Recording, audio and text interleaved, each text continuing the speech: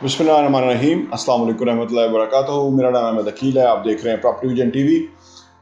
कुछ आदतें, कुछ कैफियत, कुछ हमारी अप्रोचेस या कुछ हमारी फ़िलासफ़ी हमें ज़िंदगी में पीछे रखती है। वो कौन सी बातें हैं, वो कौन सी अप्रोचेस हैं और कौन सा अमल है, कौन सी फ़िलासफ़ी है जो हमें गरीब रखती है, ये बेहद ज़रूरी है। इस पे बात करते हैं।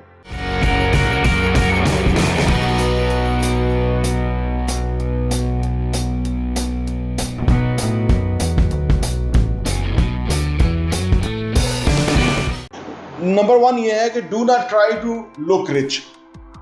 हम ना जिस माशरे में बसते हैं ना, ये दिखावे वाला माशरा है। बज़ाहिर हर चीज़ दिखावे के लिए जो है हमारी होती है, हर अप्रोच हमारी दिखावे के लिए, पहनावे से लेके गाड़ी तक, घर तक और खाने पीने तक, हर कुछ आजकल सोशल मीडिया पे आता है। हम जहाँ बैठे हुए हैं वहाँ हम शेयर करते हैं लोगों के साथ कि हम अच्छे रेस्टोरेंट में खाना खा रहे हैं, हम अच्छी जगह जा रहे हैं, हम अच्छी गाड़ी में बैठ रहे हैं। ये सारा दिखावा होने की वजह से ना हमारी भी ना चाहते हुए अप्रोच यही हो जाती है कि हम भी दिखावा करना चाहते हैं। हम लोगों को दिखाना चाहते हैं कि हम बहुत अमीर हैं, हम रिच हैं, हमारे पास वसाइल हैं। लेकिन अगर हमारा पॉइंट ऑफ व्यू अमीर दिखाने की तरफ लग जाए ना, तो फिर हम अमीर हो नहीं सकते, क्योंकि या तो हम अमीर दिखेंगे या हम अमीर होंगे।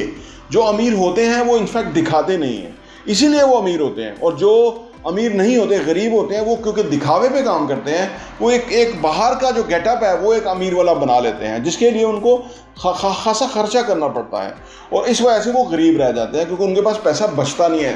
ना वो सरमाए में कन्वर्ट होता है, ना ही वो सेविंग होती है, ना ही वो उस पैसे को इन्वेस्ट करके ज़िंदगी में अमीर हो सकते हैं। तो वो गरीब ही रह जाते हैं। नंबर 2 कि कितना बचाएं, कितना खर्च करें। आमतौर पर तसव्वुर ये होता है कि भाई कितना हमें बचाना चाहिए, कितना खर्च करना चाहिए।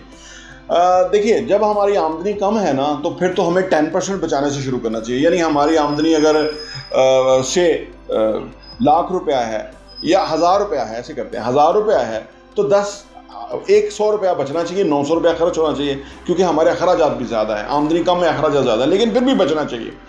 जबकि हमारी अखराजात से, यानी फ़र्ज़ करें 90 रुपये हमारे अखराजात हैं, अब हमारी आमदनी हो गई है ऊपर, तो वो ज़्यादा पैसा बचना की तरफ जाना चाहिए। हमें ख़र्चा नहीं बढ़ाना चाहिए, आमदनी को बढ़ाना चाहिए, ख़र्चे वहीं रखने चाहिए। ये बड़ा मुश्किल है। आमतौर पे जो लोग हैं ना, वो तसव्वुर ये करते हैं कि भाई हम कमाते हैं तो किसी लिए तो कमाते हैं कि आसूदा हों, खुशहाल हों और तरक्की याफ्ता नज़र आए। वो नज़र आने पर चले जाते हैं। हमें ख़र्चे को कंट्रोल रखना चाहिए। और फाइनली जब आगे जाएँ तो 50% बच रहा हो, 50% खर्चा हो रहा हो, फिर उससे आगे 70% हमारी बचत और 30% हमारा खर्चा होना चाहिए। यानी हमारी आमदनी इतनी होनी चाहिए कि हमारी आमदनी से अखराजात इतने कम लगें और आमदनी ज़्यादा हो जाए। तो ये हमें रेशो रखना चाहिए। जो लोग समझते हैं ना कि कितना बचाना चाहिए और कितना खर्च करना चाहिए, जबकि हमारा 70% बच रहा होगा तो 30% इतना ज़्यादा होगा कि हम एक अच्छी लेविश ज़िंदगी जिएंगे, तो फिर भी हमारे लिए पैसा वाफर रहेगा। या जैसे यूँ कह लीजिए कि हम अगर फ़र्ज़ करें एक चीज़ ख़रीदते हैं, मोबाइल फ़ोन ख़रीदते हैं, अगर लाख रुपए वाला महंगा ख़रीदते हैं या कुछ चीज़ ख़रीदते हैं तो 2 दफ़ा ख़रीद सकें, इतनी एबिलिटी और इतनी हमारी सकत होनी चाहिए। सिंपली फिनोमेना है। अगर हमारी एक ही दफ़ा ख़रीदने की इस्तात है और वही ख़रीद लेते हैं, उसके बाद हमारे पास पैसे नहीं है, तो इसका मतलब है हम सही स्पेंडिंग नहीं कर रहे। नंबर 3 जो आजकल का बहुत बड़ा ट्रैप है, जिसके अंदर लोग बहुत पैसा खर्च कर रहे हैं, वो ये है कि फॉर्मल एजुकेशन के ऊपर लोग बहुत खर्च कर रहे हैं। वालिदैन भी ये सोचते हैं कि अब हम क्योंकि कमा रहे हैं तो बच्चों पे ज़्यादा खर्च करें, उनकी एजुकेशन पे खर्च करें, सो दैट कि वो भी कल जो है ना वो वसाइल वाले हो जाएं, वो भी तरक्की याफ्ता हो जाए। तो वो कहते हैं कि उनकी फॉर्मल एजुकेशन पे खर्च करें। फॉर्मल एजुकेशन जो है वो इस वक्त का बहुत बड़ा बिजनेस है। वो बेसिकली बच्चों को कुछ ना ही सिखाते हैं, ना ही पढ़ाते हैं, ना ही तरबियत देते हैं, ना ही स्किल्स देते हैं, बहुत बड़ा पैसा लेते हैं। और वो बच्चे डिग्री लेके ऊपर और मसला ये होता है कि वो एक सोशल स्टेटस का शिकार हो जाते हैं कि क्योंकि मैं जी इतनी बड़ी डिग्री ले गया हूँ, तो अब वो कहीं से शुरू नहीं करते। हालांकि जब वो प्रैक्टिकल लाइफ में आएंगे तो उनको छोटे स्केल से शुरू करना चाहिए, छोटे लेवल से शुरू करना चाहिए, सो दैट कि वो हर प्रोसेस से होते हुए एक तरक्की की तरफ चले जाएं। तो लोग ज़्यादा पैसा फॉर्मल एजुकेशन की तरफ लगा रहे हैं, ये भी उनको गरीब रख रहा है। यानी वो जितना पैसा है बजाय कि वो इन्वेस्टमेंट में लगाएं और बच्चों को तरबियत दें और उनको कोशिश करें कि वो स्ट्रीट स्मार्ट हो, ज़माने की स्किल्स सीखें, पढ़ाएं, बिल्कुल पढ़ाएं, पढ़ें ज़रूर, लेकिन डिग्रीज के ऊपर बहुत बड़ा पैसा ना खर्च करें जिसका उनको असल में आउटकम कोई नहीं है।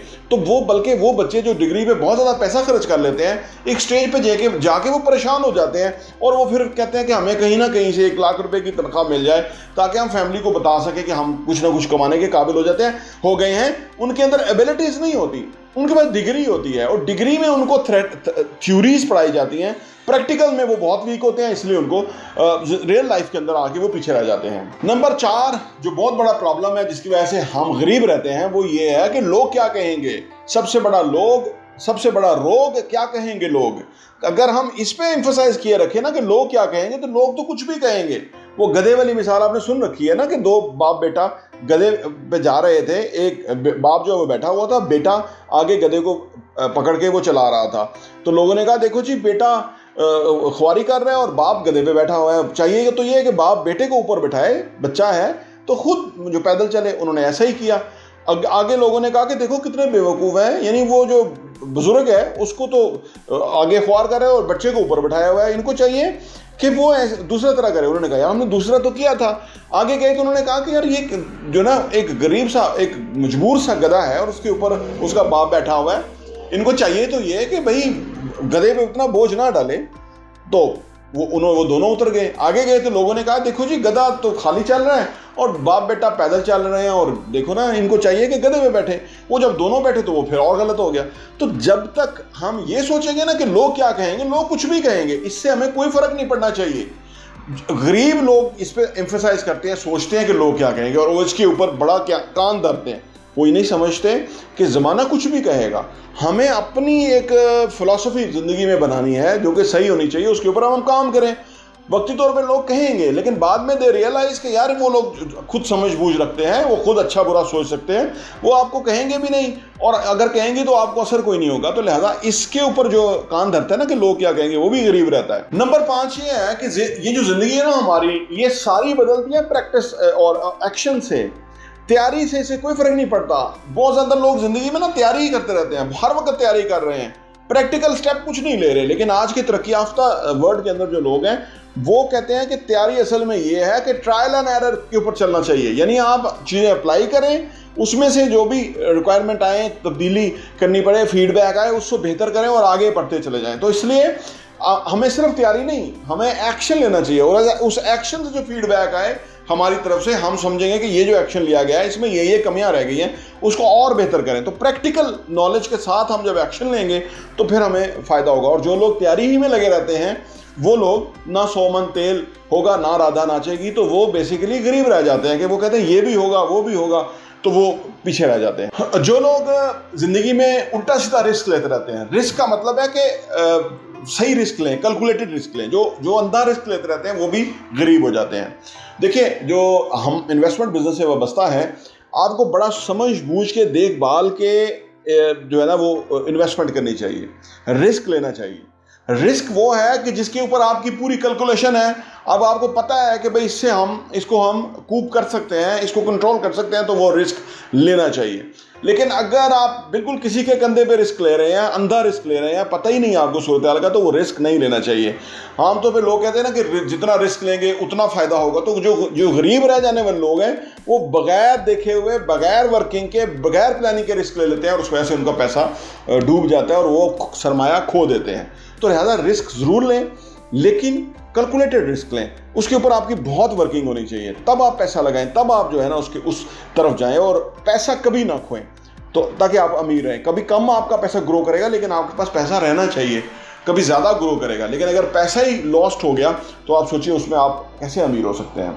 नंबर 7 ये है कि हमें रिच होने के लिए आज के दौर के अंदर जदीद चीज़ें सीखते पढ़ते रहना चाहिए। हमने जो भी डिग्री की है वो हमने एक ख़ास फील्ड के अंदर वो डिग्री की हुई है, लेकिन आज अमीर होने के लिए बहुत सारी टेक्निक्स हैं, बहुत सारी साइंस है, उसको हमें ज़िंदगी में अप्लाई करना चाहिए। अगर हम ये रोज़ नहीं पढ़ते कि लोग कैसे रिच हो रहे हैं, आजकल कौन सा बिजनेस चल रहा है, क्या अप्रोच है लोगों की, कंज्यूमर किस तरह से बिहेव कर रहा है, मार्केट में क्या अवेलेबल है, क्या होना चाहिए, क्या किसकी नीड है, किसकी रिक्वायरमेंट है, ये सारी चीज़ें अगर हम अपनी फिंगर टिप्स पे रखेंगे ना, ये वाली तालीम रखेंगे, तो तब ज़्यादा अमीर होंगे। और अगर हम ये आज पढ़ेंगे ही नहीं और आप सोचेंगे कि हम अमीर हो जाएंगे, हम अमीर नहीं हो सकते, क्योंकि आज जो दुनिया है बड़ी जदीद है, नई नई चीज़ें आ रही हैं, अप्रोचेस बदल रही हैं, लोगों के जो बिहेवियर्स हैं वो इन्वेस्टमेंट के फ़र्क हो रहे हैं, लोगों के जो बाइंग पैटर्न है वो चेंज हो रहे हैं, मार्केटिंग बहुत एम्फसाइज कर गई है चीज़ों को।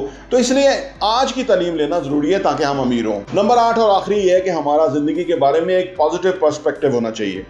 देखिए, ज़िंदगी को हमें ये देखना हमें आना चाहिए कि क्या क्या अपॉर्चुनिटीज़ हैं, और अपॉर्चुनिटीज़ बेशुमार हैं। ये हमारा ज़ाविया नज़र है कि जिसमें हम अपॉर्चुनिटी निकालते हैं या प्रॉब्लम निकालते हैं। अगर हम अपॉर्चुनिटी सिर्फ देखेंगे, ज़िंदगी को इस नज़रिए से देखेंगे ना, तो यकीन करिए ज़िंदगी बहुत खूबसूरत है और हमें अमीर होने के लिए मौके मिलेंगे, चांसेस मिलेंगे। और अगर हम नहीं कर सकेंगे तो गरीब रहेंगे। बहुत ज़्यादा लोग जो गरीब हैं, 50% लोग पाकिस्तान में गुर्बत से नीचे की लकीर से नीचे हैं। उसकी वजह ये कि वो अच्छा नहीं सोचते, अच्छा देखते नहीं हैं, अच्छी उनकी नज़र नहीं है, अच्छी चीज़ें उनको नज़र नहीं आती, अपॉर्चुनिटीज़ को नहीं देख सकते, तो इसलिए गरीब है। तो ये 8 बुनियादी बातें हैं जो कि हमें गरीब रखती हैं, हमें इनसे बचना चाहिए। प्रॉपर्टी विजन टीवी देखने का बहुत बहुत शुक्रिया। और हाँ, यहाँ मैं आपको ये भी बताता चलूँ, प्रॉपर्टी विजन का जो हमारा एडिशन है वो साल के 12 एडिशन आपको सिर्फ 1000 रुपये के ऊपर मिल सकते हैं। आप अगर आप चाहते हैं कि आपके पास ये सॉफ्ट कॉपी में आ जाए और आप उसको अपनी ईज़ में पढ़ सकें और मुख्तलिफ़ चीज़ों को गौर कर सकें, हमें आप व्हाट्सएप कीजिए ताकि हम आपको वो भेज सकें।